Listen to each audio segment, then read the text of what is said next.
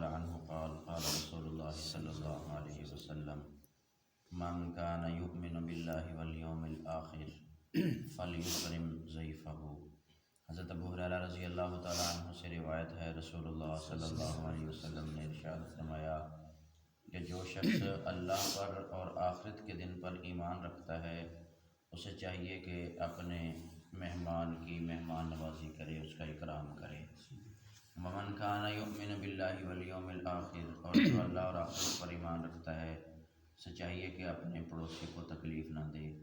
من کان یؤمن باللہ والیوم الآخر فلیقل خیرا او لیصمت، اور جو اللہ اور آخرت کے دن پر ایمان رکھتا ہے اسے چاہیے کہ وہ اچھی بات کہے یا خاموش رہے۔ اور ایک روایت میں ہے جار فلا یؤذی جارہ، پڑوسی کو تکلیف نہ دے، اس کی جگہ پر ہے من کان یؤمن باللہ والیوم الآخر فلیصل رحمہ، جو اللہ اور آخرت کے دن پر ایمان رکھتا ہے اسے چاہیے کہ وہ صلہ رحمی کرے، قطع تعلقی نہ کرے۔ یہ کچھ امور سرکار دو عالم صلی اللہ علیہ وسلم نے ارشاد فرمائے ہیں، ہمارے لیے ساری ہی اہمیت کے حامل ہیں۔ صاحب مشکات نے یہ حدیث یہاں ذکر کی اس وجہ سے کہ اس حدیث کا ایک حصہ مہمان نوازی کے متعلق تھا، اور اس کا یہ مطلب نہیں کہ یہ ایمان ہی ان چیزوں پر موقوف ہے کہ جس نے یہ کام نہ کیے سمجھو اس کا ایمان نہیں، بلکہ یہ مبالغہ کی طرف اشارہ ہے کہ جو اللہ پر اور آخرت کے دن پر ایمان رکھتا ہے اس کو رغبت دلائی گئی ہے کہ تیرے ایمان کا تقاضا یہ ہے کہ تو اس کے ساتھ ساتھ یہ کام بھی کرے۔ جیسے کہ کوئی والد اپنے بیٹے کو کہتا ہے کہ تو میرا پتر نہیں ہے، یہ کام تو نہ کرے تھا، یا تو کام کرنے میں تو میرا پتر نہیں ہے، وہ یہ جو اس کو کہہ رہا ہوتا ہے کہ تو میرا بیٹا نہیں ہے، تو میرا پتر نہیں ہے، یہ اس کا مطلب نہیں ہوتا کہ اگر وہ کام نہیں کرے گا تو اس کا بیٹا نہیں رہے گا، بلکہ اس کو ترغیب دلا رہا ہے، اس کو رغبت دلا رہا ہے کہ تو میرا بیٹا ہے لہذا تیرے لیے یہ کام بھی ضروری ہے۔ ایسے ہی اللہ رب العزت پر جو ایمان رکھتا ہے، آخرت کے دن پر ایمان رکھتا ہے، تو اس کے لیے بھی ضروری ہے کہ وہ مہمان کی مہمان نوازی کرے۔ اور مہمان کی مہمان نوازی کے متعلق یہ ہے کہ وہ ایک دن اور ایک رات جو ہے اس کے لیے احسان والا معاملہ کرے کہ اس کے لیے جو تیار کر سکتا ہے کرے، اور 3 دن 3 راتیں اس کا جو ہے وہ اکرام کرے،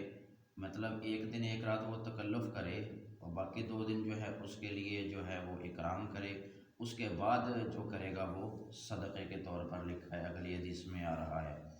اور میں اپنے پڑوسی کو تکلیف نہ دے، اس کا ادنا درجہ یہ ہے کہ اس کو کسی قسم کا کوئی دکھ نہ دے۔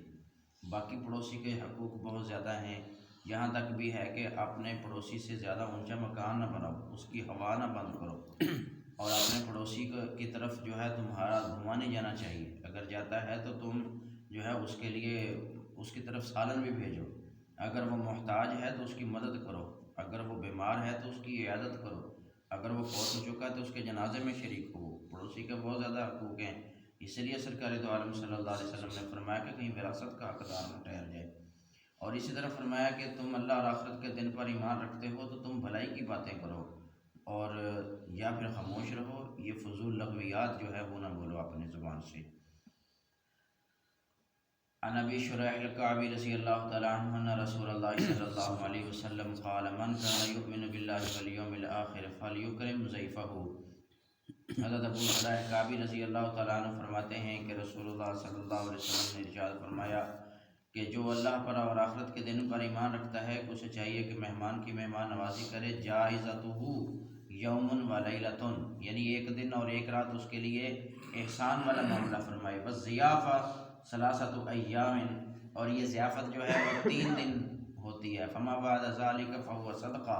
اس کے بعد اگر وہ کرے گا تو وہ بھی صدقہ ہے، ولا یحل له ان یسوی عنده حتى یحرجه،